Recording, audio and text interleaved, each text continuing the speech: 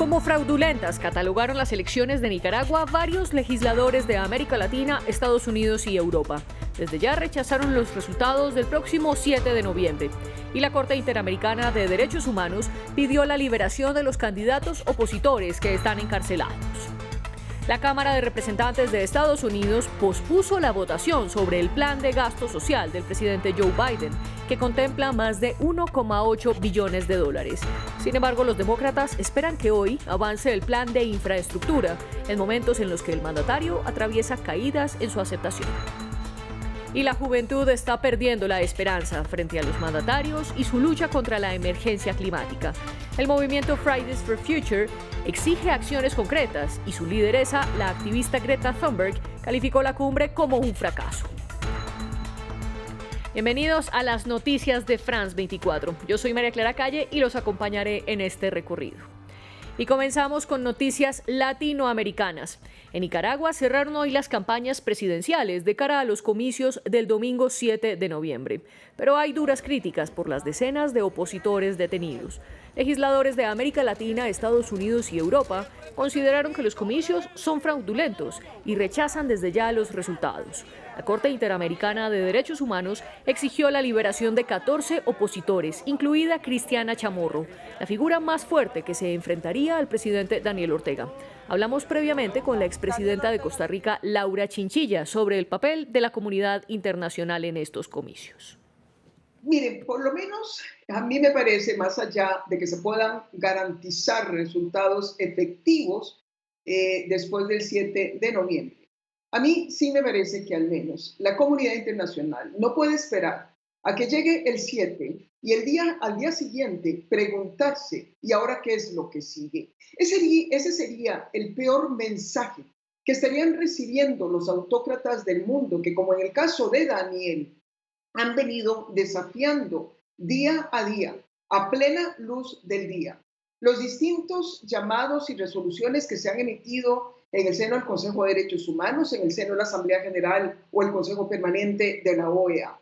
Pero además las consecuencias de lo que Daniel ha estado haciendo van a ser muy graves sobre la estabilidad política de Centroamérica, sobre todo el hemisferio en materia humanitaria, y con graves secuelas desde el punto de vista democrático. De ahí que sí, la comunidad internacional tiene todavía mucho margen de maniobra, tanto mediante la imposición de sanciones individuales y económicas, y como también mediante una estrategia diplomática concertada y consistente. Vayamos a Estados Unidos porque la Cámara de Representantes pospuso el voto del plan de gasto social del presidente Joe Biden previsto para hoy. El proyecto propone 1,8 billones de dólares para medidas ambientales y sociales. La presidenta de la Cámara Baja, Nancy Pelosi, asegura que esperan aprobar hoy el plan de infraestructura de 1,2 billones y que la agenda completa puede ser aprobada para el Día de Acción de Gracias. Escuchemos lo que dijo. Hemos esperado bastante y esperábamos aprobarla antes, pero no podemos esperar mucho más por la legislación. Sí creo que hay un gran número de miembros de caucus progresista que votarán para aprobar este proyecto de ley. Y en la cumbre climática COP26, los jóvenes hoy fueron los protagonistas, pero ellos son escépticos. En la jornada se discutió cómo aprovechar la conciencia ecológica de las nuevas generaciones para resolver la crisis climática. Además, el movimiento Fridays for Future marchó en las calles de Glasgow para pedirle una vez más acciones reales a los mandatarios del mundo. La activista sueca Greta Thunberg calificó la cumbre como un fracaso y como otro evento de relaciones públicas. No es un secreto que la COP26 es un fracaso. Debería ser obvio que no podemos resolver esta crisis con los mismos métodos que nos metieron en ella en primer lugar. En noticias de África, el Consejo de Seguridad de la ONU pidió que se acaben los combates en Etiopía. También sugirió comenzar unas conversaciones sobre un alto al fuego de las partes, que llevan casi un año en conflicto. Sin embargo, es poco probable que sancionen al país, pues Rusia y China, que son dos de los 5 miembros permanentes del Consejo de Seguridad, han dicho que el conflicto es un asunto interno de Etiopía. Veamos en qué van los enfrentamientos. Es una ceremonia perfectamente organizada, delante de miles de seguidores reunidos en un estadio de Addis Abeba. La alcaldesa de la capital pasa revista a los nuevos reclutas militares. En unos días, estos hombres irán al frente para intentar frenar el avance de los rebeldes hacia la ciudad. Organicémonos todos, estemos todos preparados, ciudadanos, policía y fuerzas armadas, trabajen día y noche, olvidemos el cansancio, no tenemos derecho a estar cansados en este momento crítico.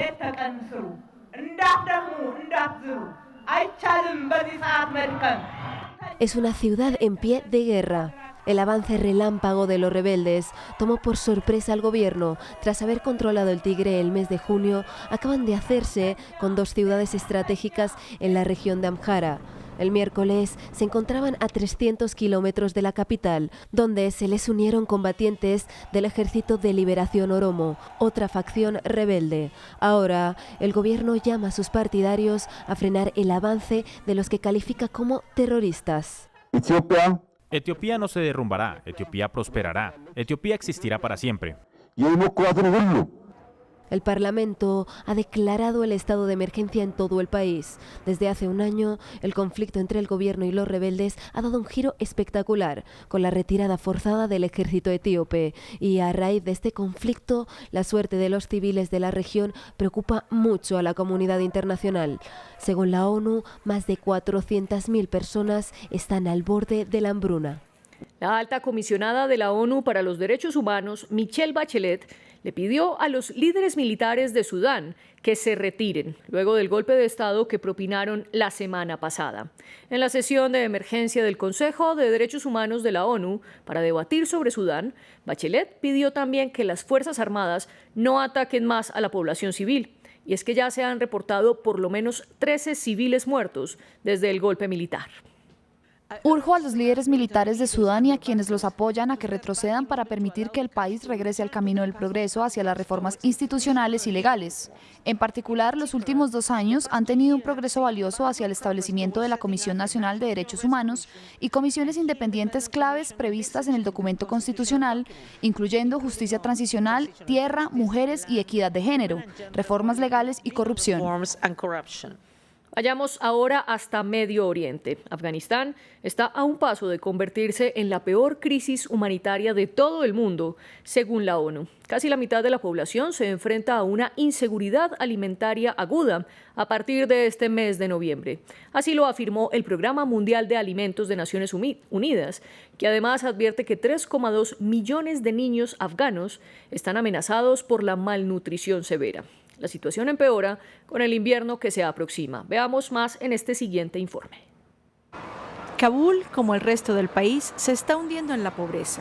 En este campamento improvisado, 4 niños murieron de inanición la semana pasada. La escasa distribución de alimentos por parte de voluntarios a menudo termina en violencia. Las familias con hombres pueden ir y conseguir comida, pero las familias de mujeres como la mía no podemos luchar, así que pasamos hambre. Hace 3 meses, cerca de 200 familias desplazadas por el conflicto encontraron refugio en este terreno baldío. Desde entonces han estado luchando para alimentarse. Tuvimos 3 vasos de arroz hervido para el almuerzo hoy. Eso es todo. Ayer solo tuvimos pan con té. Algunos días apenas tenemos eso y otros días la gente nos da 1 kilo de arroz aquí y allá. Esta mañana mi hijo me pidió dinero para comprar algo de pan porque tenía hambre. Le dije que esperara hasta que llegara mi esposo. Tenía demasiada hambre para esperar, así que le pedí a nuestros vecinos de la carpa de al lado. Cuando llegó mi esposo no tenía dinero, así que no comimos. Casi 1/3 de la población ya está enfrentando inseguridad alimentaria. En los mercados, los puestos todavía están surtidos, pero los clientes son escasos. La crisis económica junto con la sequía del invierno han impulsado el alza de los precios. Las papas que acabo de comprar son muy costosas. Los precios han subido el doble. Todo está aumentando y no hay trabajo para nosotros. Desde que los talibanes se apoderaron del país, la ayuda internacional para el desarrollo ha quedado bloqueada. El nuevo gobierno inició un programa llamado Comida por Trabajo en las ciudades más grandes del país, incluyendo Kabul. A cambio de trabajo, nuestra municipalidad repartirá kilos de trigo este invierno a los hombres capaces de hacer trabajo físico. Hemos identificado de 2.500 a 3.000 personas en Kabul. Con la nieve y la lluvia tan cerca, los sistemas de desagüe van a necesitar mucho mantenimiento. Según la ONU, 9 de cada 10 familias afganas no tendrán suficiente comida en los meses por venir. Una crisis alimentaria que solo ha... En noticias de la pandemia, la píldora contra el COVID-19 de la farmacéutica Pfizer es un 89% efectiva para evitar casos de hospitalización o muerte. Así lo informó la propia compañía, que solicitará la autorización para su uso a las entidades regulatorias de Estados Unidos. Se trata de la segunda píldora de este tipo, tras la que anunció la farmacéutica Merck el pasado 1 de octubre. Rodrigo Sedano nos explica. Una nueva esperanza en la lucha por controlar la pandemia. La farmacéutica estadounidense Pfizer anunció los resultados sobre la efectividad de una nueva pastilla antiviral contra el coronavirus bajo el nombre de Paxlovid. Nos enorgullece anunciar que, según nuevos datos, nuestro candidato a antiviral oral contra el COVID-19 demostró reducir significativamente el riesgo de muerte u hospitalización en adultos de alto riesgo. Según Pfizer, el fármaco está diseñado para bloquear una enzima que el coronavirus necesita para hacer copias de sí mismo. De este modo, se evita que invada al infectado. Con esta tecnología se conseguiría una reducción del 89% en la tasa de hospitalización y muertes de pacientes infectados por COVID-19. La altísima eficacia nos sorprende incluso a nosotros, supera las expectativas más visionarias que teníamos al respecto. Ahora nos lanzaremos de inmediato a ver qué más podemos hacer en la fabricación de suministro. En el estudio participaron 1.219 personas, de ellos 775 tomaron la píldora. La farmacéutica estima que podría producir 180.000 paquetes del fármaco para finales de este año. La cifra ascendería a 50 millones en 2022. El presidente de Estados Unidos, Joe Biden, se pronunció sobre la noticia. Ya hemos asegurado millones de dosis y la terapia sería una herramienta más para proteger a la gente de los peores resultados del COVID. Ambos anuncios llegan un día después de que Reino Unido aprobara el uso de una píldora similar desarrollada por la farmacéutica Merck. Sin embargo, este fármaco destinado principalmente a personas con factores de riesgo presenta solamente una efectividad del 50%. Hablemos de Francia, porque al menos un año de casa por cárcel deberá pagar el exasesor de seguridad del presidente francés Emmanuel Macron, Alexandre Benalla. Aunque fue sentenciado hoy a 3 años de cárcel, 2 de ellos están suspendidos. Benalla fue hallado responsable por agredir a manifestantes durante las movilizaciones de 2018 y también por usar pasaportes diplomáticos ilegales y portar un arma sin permiso. El exasesor de seguridad protagonizó el primer gran escándalo de la administración de Emmanuel Macron. Y desviar un asteroide para ensayar cómo proteger a la Tierra de un hipotético impacto. Ese es el nuevo proyecto de la NASA. ¿Pero cómo pretenden hacerlo? Pues quieren chocar una nave espacial contra una gigantesca roca espacial. Aquí les contamos la historia. La prueba para redireccionar un doble asteroide, una misión para proteger el planeta en caso de que un asteroide se dirija a la Tierra. Y que parece una recreación de la superproducción de Hollywood Armageddon. El 29 de noviembre, la NASA lanzará una nave especial, DART, con un claro objetivo: determinar si los humanos son capaces de alterar la trayectoria de un asteroide. Aquí hay 2 asteroides. Está Didymos, el más grande, que tiene 780 metros de diámetro, y un pequeño asteroide lunar que lo rodea, que se llama Dimorphos. Así que lo que DART va a hacer es ir a toda velocidad, más de 24.000 kilómetros por hora, y va a apuntar a Dimorphos, el más pequeño de esos 2 asteroides. Por separado, otra nave grabará la colisión, y aunque Dimorphos no supone una amenaza para nuestro planeta, la agencia espacial dice que les ha regalado una oportunidad perfecta. Esto es una prueba, no queremos estar en la situación en la que un asteroide se dirija hacia la Tierra y tener que probar ese tipo de capacidad. Queremos saber cómo funciona la nave y cuál será la reacción del asteroide ante el impacto antes de llegar a una situación así.